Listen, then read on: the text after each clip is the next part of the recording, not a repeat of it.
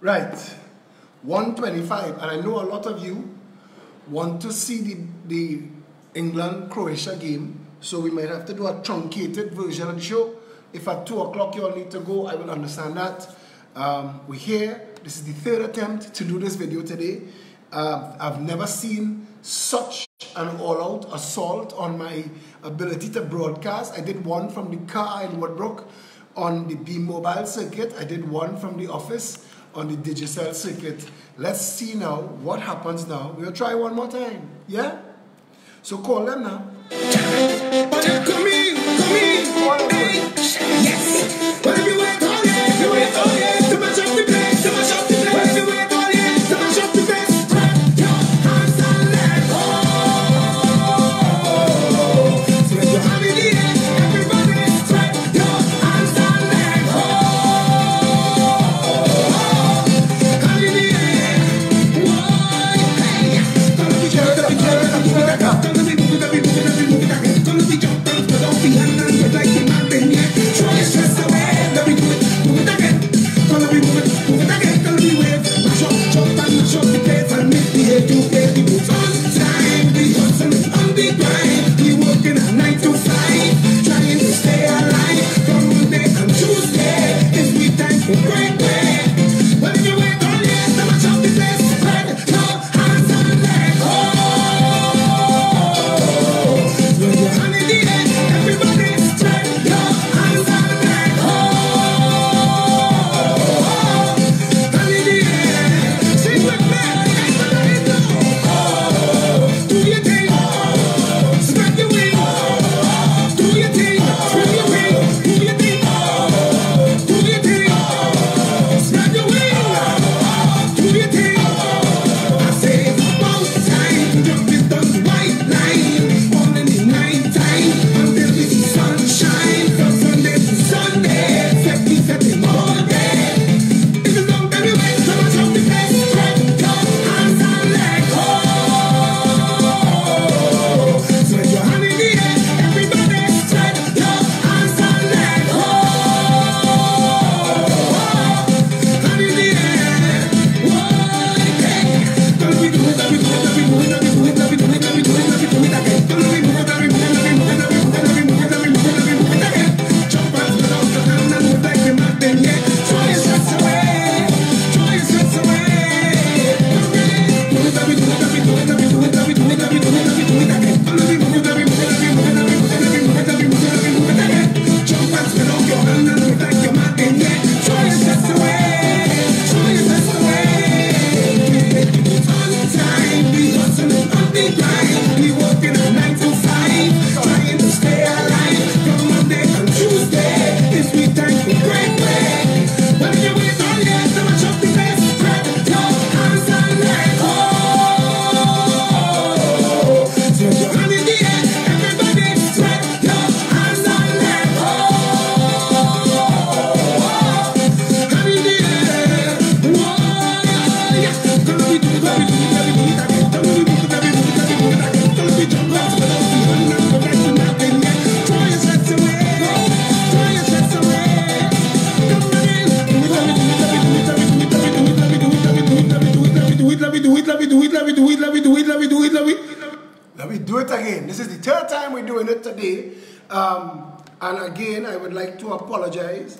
And for all the bacchanal you all see going on, is because I'm literally switching out gear and I'm turning off Wi-Fi and everything else in the house, trying to focus on giving you this version of what we're trying to do. But even if I got a chance to name this video, because it's called Stunting Time, and it is in response. It is in response to the Prime Minister, Keith Christopher Rowley, rending his garments 3 days later for the little boy who get shot in carnage, and the 3 or 4 or 5 people who died in a mass shooting. Trinidad and Tobago had a mass shooting. We had our version of Columbine and all these other mass shootings they have in the States. We had ours on the boardwalk in Chagaramas.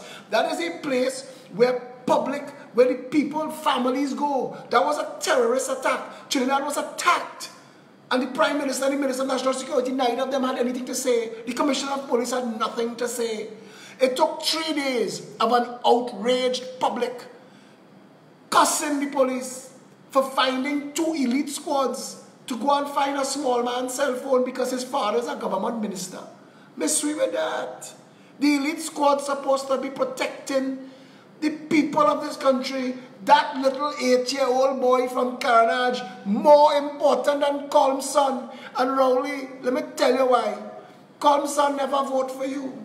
Col may be your partner in PNM crime, but Colmson never vote for you. That little child, his family, feed your family. That little 8-year-old boy from Carnage. It is them who keep you in government. It is them who put you in office. It is because of them you are Prime Minister. And you come 3 days later, come now man, you're a stunt artist. You and the entire government. And if Kamala and them wasn't so full of shit, if the people wasn't so fed up of Kamala, I remember, you see like Rhoda Barrett, an ex-stunt artist. Rhoda Barrett was one of my most prolific followers. She used to follow me so close, every time I stopped, she used to bounce. Rhoda was there championing Philip, spreading Philip to the world, until Philip refused to join the PNM. Then all of a sudden, Philip is the bad guy. But I remember for the first 2 years, the reason she had to do that, and like many of the other PNM supporters, the reason they had to do that for the first 2 years after 2010, nobody wanted nothing from the PNM. Nobody wanted nothing from Keith Rowley. Nobody wanted nothing from any of those stunting jackasses. But Kamala and Ram Logan and Suruj and Munilal and them make such a right and horrible mess of things, and then allowed Herbert Volney to commit treason, to hijack the parliament, to write a law for UNC financiers to go free. When Herbert Volney, as Member of Parliament for St. Joseph, as Minister of Justice of all things, pioneered a broken law in the name of Section 34, it gave Keith Rowley a lifeline. And Keith Rowley had 2 marches, Trinidad know this. Trinidad know, Keith Rowley had 2 Section 34 marches. I remember I was on radio in Power 102, and there was a panel discussion, and Carl Mimbert called in, opposition member Carl Mimbert called in to talk about Section 34. Nobody cared about him or what he had to say. Nobody gave a damn. And Keith Rowley organized his first march against Section 34, and nobody came.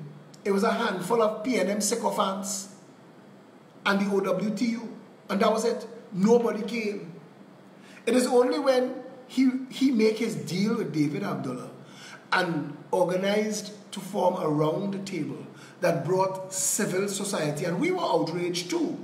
We were outraged, so we were planning a response to Section 34, and David Abdullah, they have saying, fool me once, shame on you.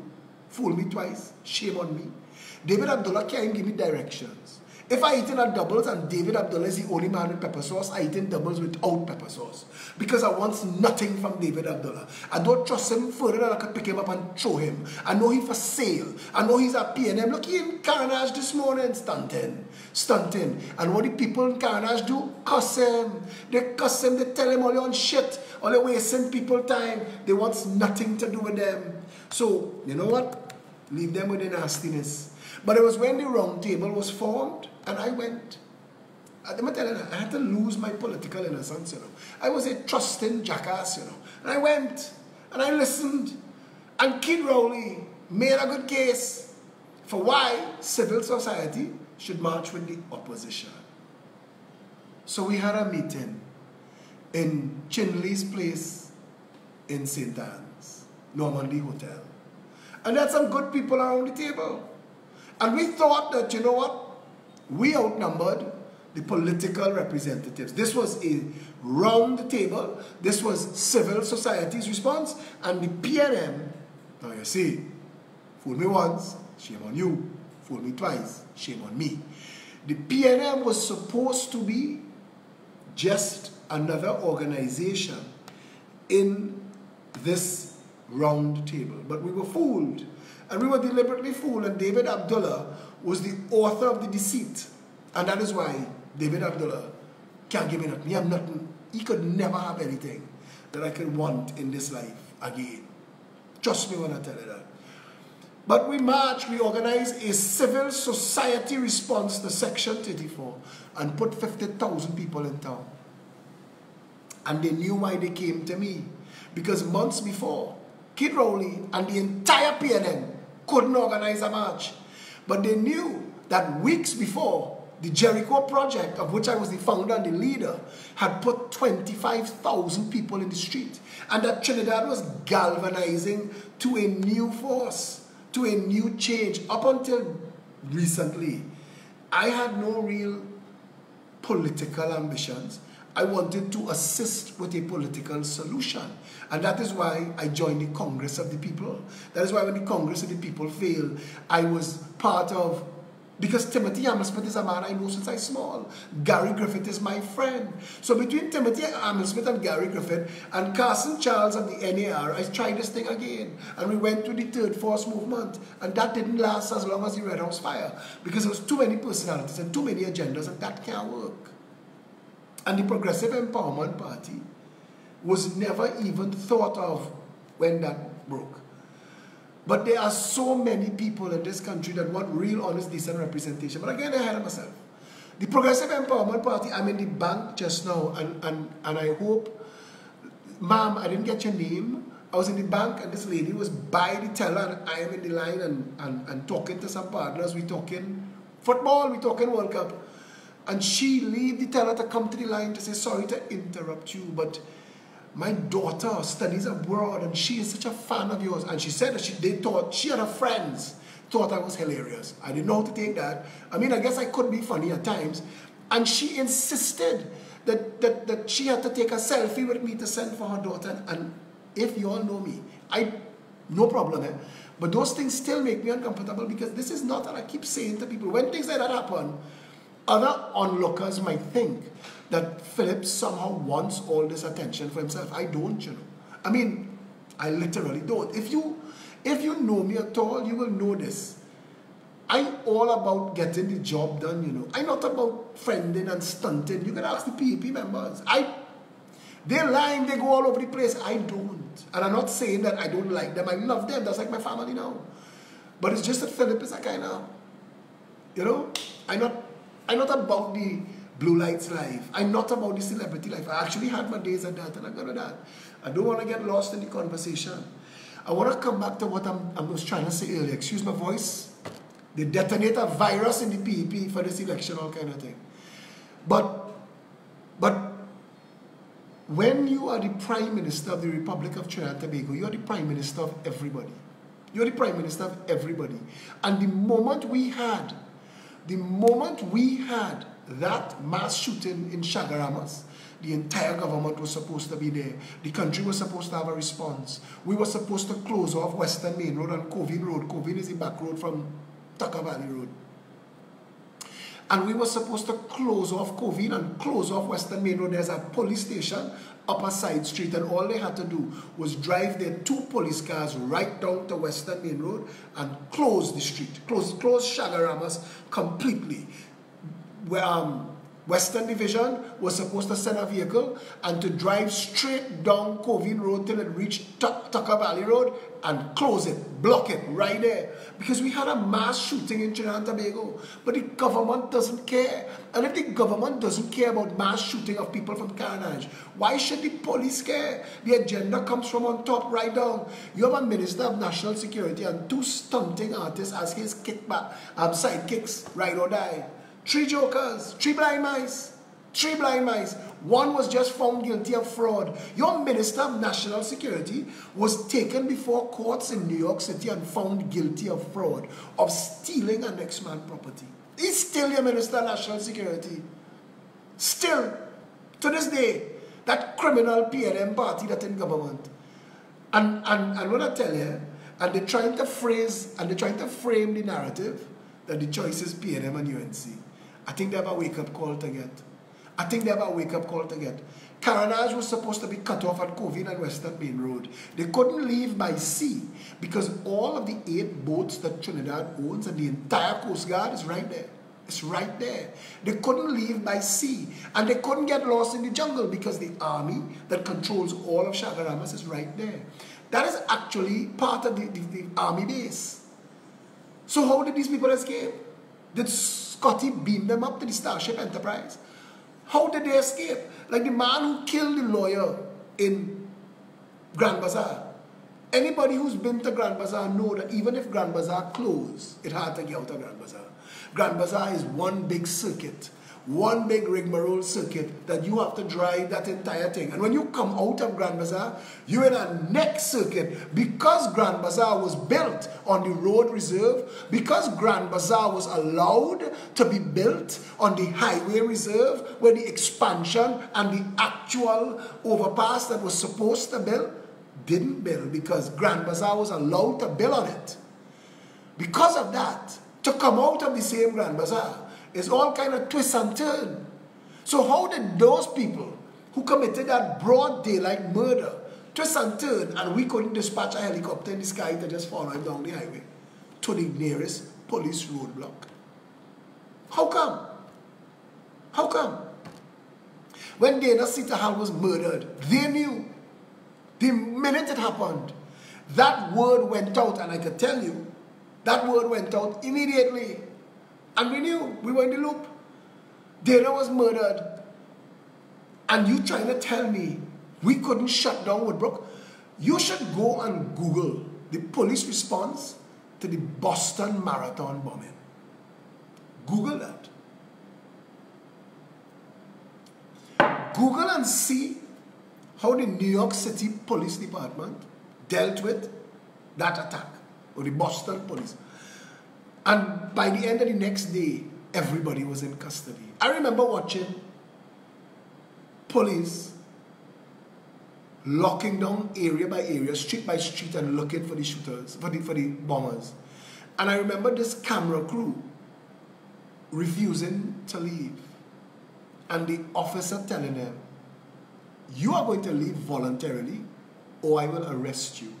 And by the time your lawyers sort it out, we will be done here. But we have a job to do. And it dawned on the person that you were actually obstructing the police officers in them doing their duty. And by the end of the second day, it was done and dusted. One was dead and one was in custody, and that was it. That's how you deal with it.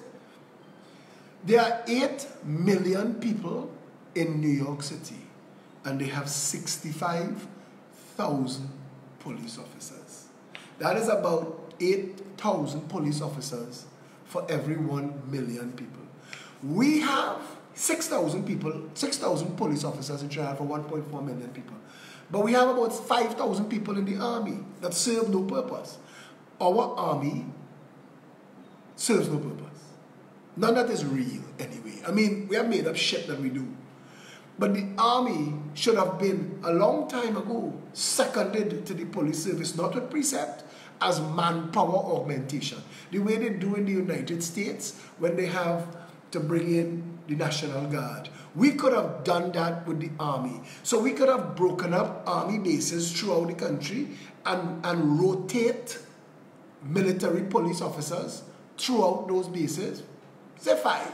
North, East, Central, South, Tobago. Say 5. So that you have a little base of about 10 or 15 military trained police officers in their little army controlled bases, that every time something happens like a Dana Sitahal assassination or a mass shooting in Chagaramas, they are first responders. That's what the National Operations Center was set up for, to bridge all of the arms of law enforcement and public response. This PNM government mothballed that.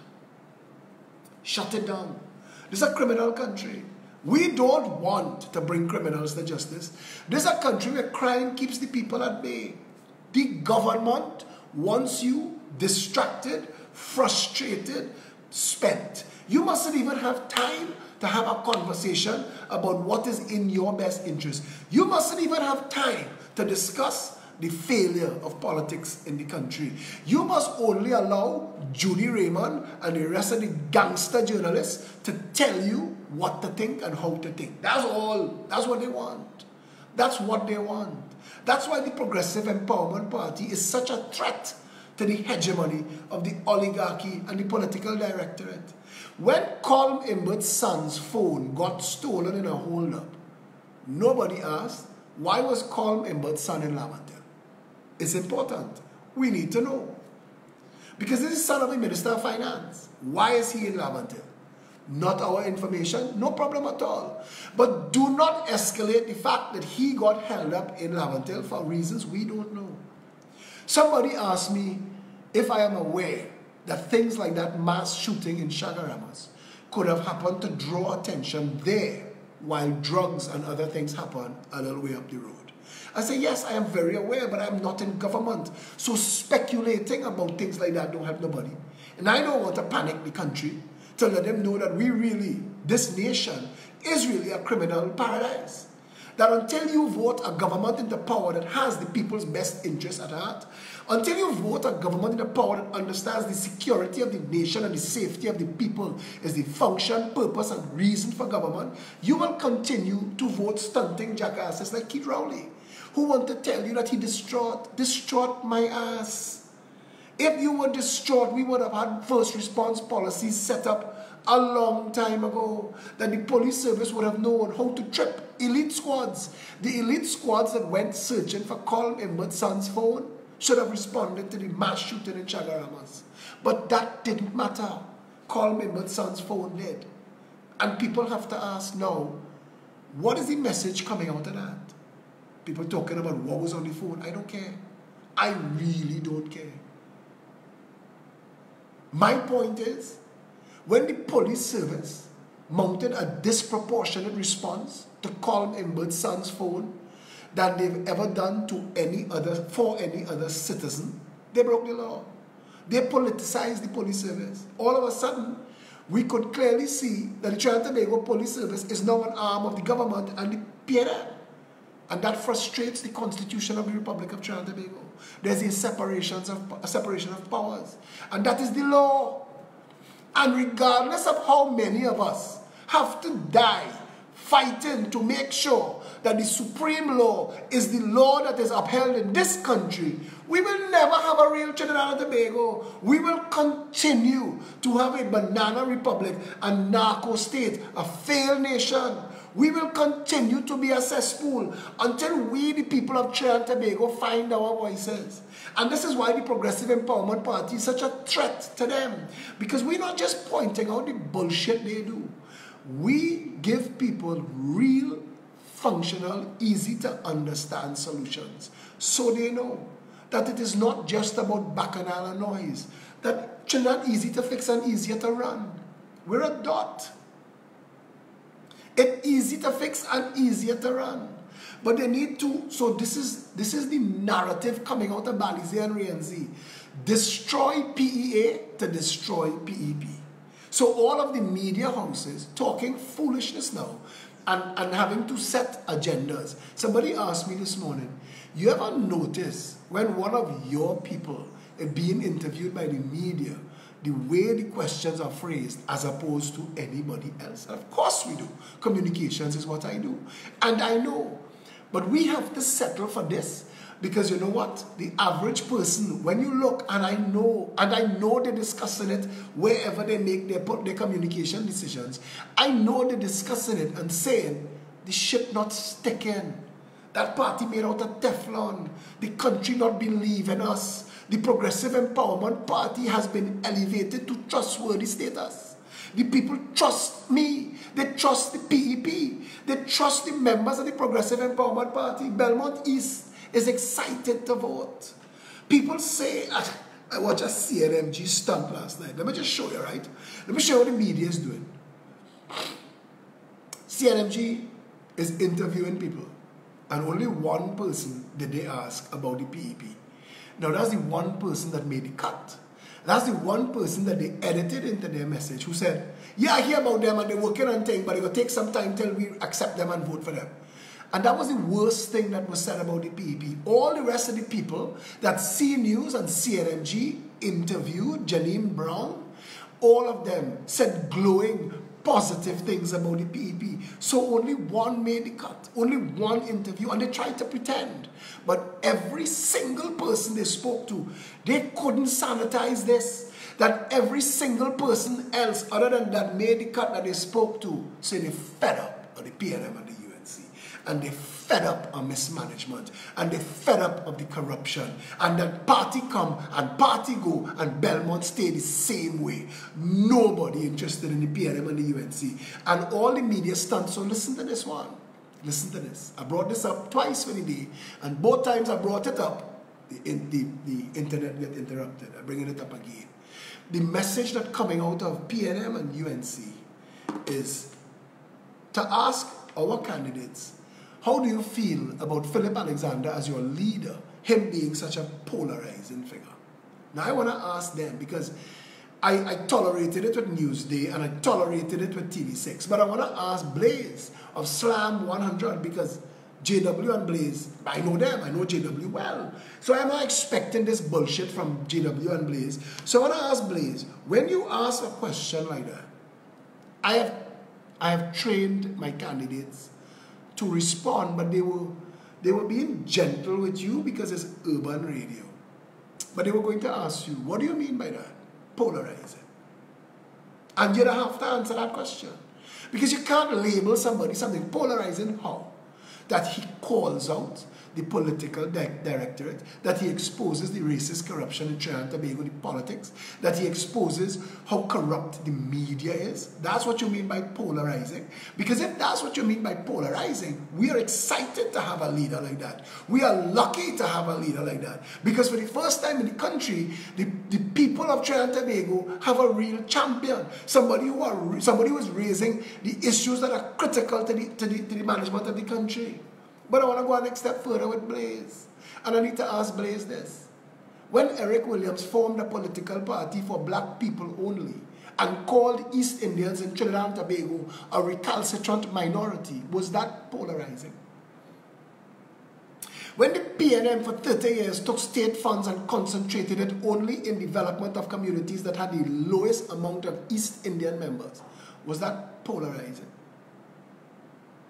I need to know. Was that polarizing? When Fitzgerald Hines on a PNM platform called on PNM members to get a sharp stick, put a balize on the end, and drive it in the heart of every UNC member they see, how do they know who is a UNC member? How would they know? Would that have been Indian people? And is that polarizing, Blaze? And I want to ask you, because JW and Blaze, I want you to call me on your show, and I want to come, and I want you to explain these things to me. When Hilton Sandy frightened the people of Tobago in the Tobago elections and told them that there was a Calcutta ship. Why Calcutta? Why Calcutta? A Calcutta ship was coming to Tobago to take all the lands. Now, I ain't defending the UNC at any point. I'm just talking about polarizing. Because when I go on Power 102 in the morning, I want them to defend their positions on these things. When Rhoda Barrett brings up the issue of House Negro, I want to ask her why her hair blonde. And I wanted to explain to me where that come from. Because she will get to know, she will get a history lesson real quick, real fast. But come back to Blaze. Because Blaze, when you said that the leader of the Progressive Empowerment Party is polarizing, when the PNM owned Newsday, because Steve Castani, who owns Newsday, is a PNM alderman. He was a PNM chairman of the Diego Martin Regional Corporation, appointed, not elected, appointed and put there by a PNM government, gets massive PNM government contracts for M&M Insurance and other companies he owns. When his newspaper appointed Jones P. Madeira as editor-in-chief, did they know that Jones P. Madeira was actually guilty of sedition when he used the Guardian newspaper when he was editor then? When Bastio Pandey was the first East Indian to be elected Prime Minister of Trinidad and Tobago, the next morning, Jones P. Madeira had cause to publish on the front page of the Guardian the insulting headline, "Chutney Rising." Wasn't that polarizing, Blaze? When Keith Christopher Rowley referred to the children of the junior sex schools as duncy head children and wild hyenas from an African jungle. What is that? Is that not polarizing? And when Rudal Monilal told UNC supporters to fling roti in Rowley face, is that polarizing? And I want to know, because so far, the only political party that has been breaking down the racism in this country is the Progressive Empowerment Party. Our symbol is 3 people under one umbrella. Our slogan is one nation, one people under one flag. We are totally all-inclusive. I have had cause to say, we have more people of African descent in senior positions in the PEP than the PNM. In fact, Keith Rowley's entire inner circle don't have one black person.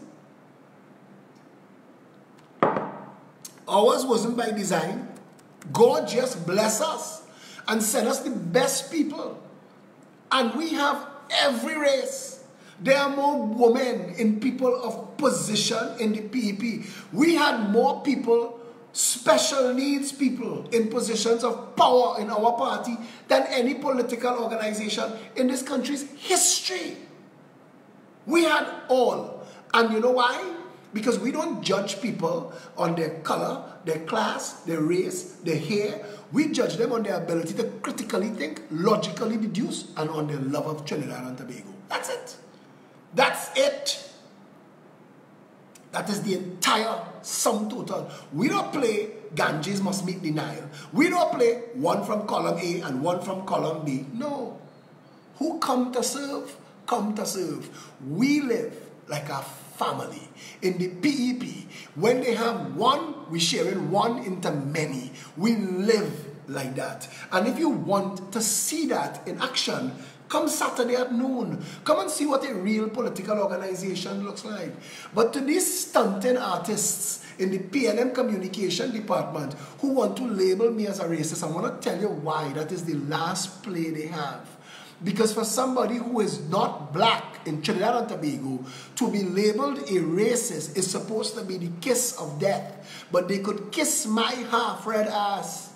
When a woman told me the other day, I'm not black, so I can't talk about black people. I told her, I said, my mother's father was a black man from Caracas. She said, well, you're not black enough. I said, well, how much black you need to be? How much black you need to be?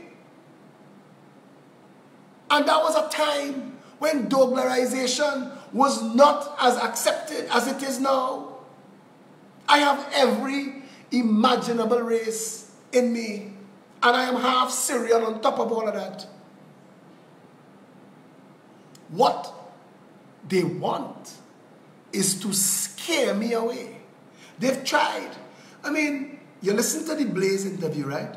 They had a stunt calling to defame and scandal and libel me. No, we could send a pre-action protocol letter to whoever owns slam. But at the end of the day, in public life, and you can't be fighting every battle that come your way and barking at every... But at some point, they must know that we're going to be in government. At some point, they must know that we will have the authority of state to separate the state, the boardroom from this newsroom. At some point.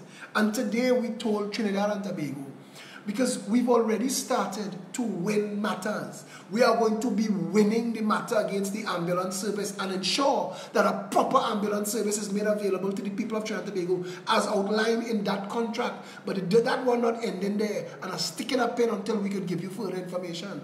Municipal corporations have started to respond to issues we have raised, the length and breadth of Trinidad and Tobago, and have been taking apart things that were illegal under former governments. We're not in government yet. And next week, and I'm telling Trinidad and Tobago this, and I'm giving them a heads up because we have enough evidence, so we telegraph and display.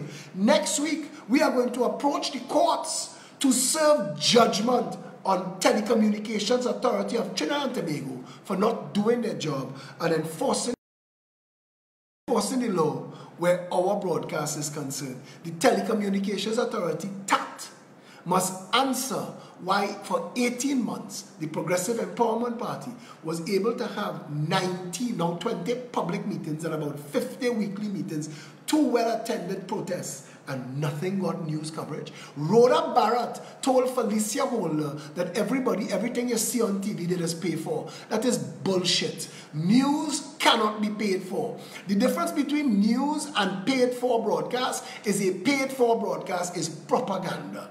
News is coverage of this is what took place. And that is the purpose of media and journalism. To bring to the people, look, this is going on in your community, in your country, in your world. You should be aware of this. They have violated 3 articles of the Constitution of the Republic of Trinidad and Tobago, and we are going to force the Telecommunications Authority to force CNC3 and TV6 at the very least, but the entire One Caribbean Media and Sabga News Network to apologize to the Progressive Empowerment Party, to make financial restitution for losses incurred because of their media blackout, that we now have evidence from Kijan Haynes, Fazir Mohammed, and others who are boasting, are on record boasting, that the Media Association of Trinidad and Tobago, the journalistic fraternity, and the companies they work for have ganged up to black out and hide the PEP from the country in direct violation of freedom of speech, freedom of press, freedom of political association, and people's right to know. And the Media Association, the Telecommunications Authority of Trinidad and Tobago is our primary target because it is they that had responsibility. That organization is a creation of the Constitution, and it is they that had responsibility to ensure fair play took place. The number one thing we are asking for is equal time. That's all we're asking for. If you give anybody else media coverage, you are entitled to give us equal time. The people of Trinidad and Tobago deserve to know all of the political options that exist to serve them. And it is unfair, unjust, and criminal what the Media Association of Trinidad and Tobago has done and the Telecommunications Authority of Trinidad and Tobago has allowed to happen. And this is our next step, and that will be done publicly. We are organizing a march, a protest march, to serve our pre-action protocol letter to the Telecommunications Authority of Trinidad and Tobago under a banner that says "Free the Media," and Tat and Matt are going to have to answer. Trinidad and Tobago is going to see the might and power of real political representation long before we have the strength of state office. Between now and then, we are calling on you to stand with us and stand up strong. Stand tall. It is time to rescue this country from the madness and the mayhem of the PNM and the UNC. What is happening on Monday is going to change the face of politics in Trinidad and Tobago for good. There is going to be, and we have to make sure in every single polling station that we have observers to make sure that the ballot box empty to start, and that the amount of people come through the door is the amount of people that tally as ballots at the end of the day. Because if there is one ballot more than voters, somebody stuff the box and avoid. And with that serious, we're taking this election very serious. It is time for representation. It is time the people of Trinidad and Tobago had a government and a political organization that represented all of the people of this country, regardless of race, color, creed, or class. We are a party of love. We've been forced into a defensive position. We've been forced by a recalcitrant and corrupt media. We've been forced here to have to defend a position that we do not own and that we do not claim. And I want you to remember this, as much as they try to paint shit for you and sell it to you as sugar, a house Negro, a Judas, a sellout, all of those things, Uncle Tom, is the same thing. People who are willing to take money or some sort of gratuity to sell people below them out of pasture. And we, the Progressive Empowerment Party, have come along like a sledgehammer to break down all of those obstacles to democracy in Trinidad and Tobago. And if you are available this Saturday at noon, come and meet us 19 Stanmore Avenue, because there's going to be a music truck and a chip and a nice lime We'll tell you more about it. Spread the word this Saturday. Come out in your numbers. 19 Stanmore Avenue. Until we see you tomorrow, because we have a big meeting today, so I can't do a video tonight. Until we see you tomorrow, stay safe, Trinidad and Tobago.